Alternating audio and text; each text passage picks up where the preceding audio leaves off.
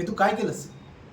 माझी आई आजार असताना तुला फोन आला आणि तरी देखील तू मला सांगितलं नाहीस का?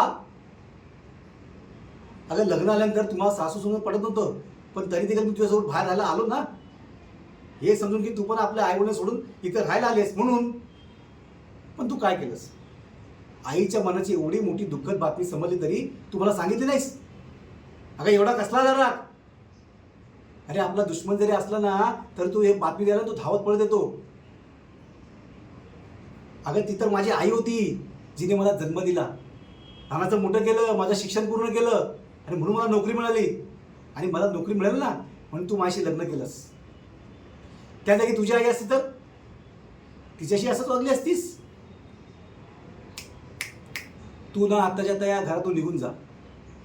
नको नको, पायावर पाय काय पडू नकोस. हे बघ, तू जर आता 1 मिनिट जरी इथं थांबलीस ना तर मला माहिती नाही माझ्या हातून काय होईल ते. चल निघ इथनं, निघ.